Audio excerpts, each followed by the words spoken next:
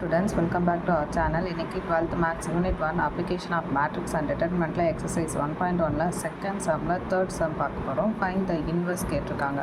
ஓகேவா, கொடுத்துருக்க மேட்ரிக்ஸை வந்து first let A equal to அப்படின்னு எடுத்துருக்கோம்.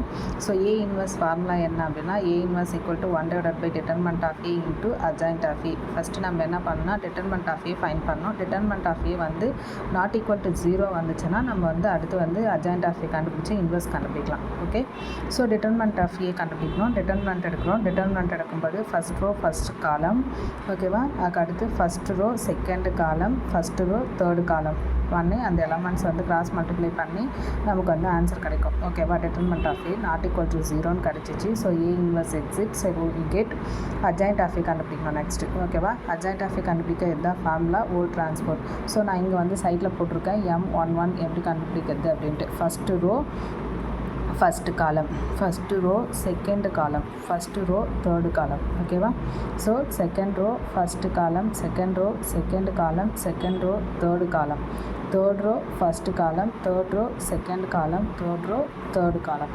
ஓகேவா, அதை வச்சு தான் நான் இங்கே வந்து போட்டிருக்கேன். ஸோ இதனோட எலமெண்ட் ஒவ்வொன்றுத்தையும் வந்து இங்கே எழுதுகிறோம். ஓகேவா, adjoint of A equal to அங்கே கண்டுபிடிச்ச எலமெண்ட்ஸ் எல்லாமே இங்கே எழுதுகிறோம்.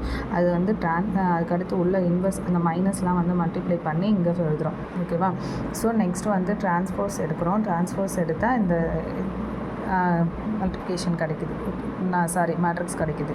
ஸோ இப்போ ஏ இன்வெர்ஸ் ஃபார்முலா என்னென்னா 1/determinant of A into adjoint of A. ஓகேவா, so A inverse equal to 1/determinant of ஏவோட value to adjoint of A matrix. ஓகேவா, ஸோ அவ்வளோதான் இந்த சம். தேங்க்யூ.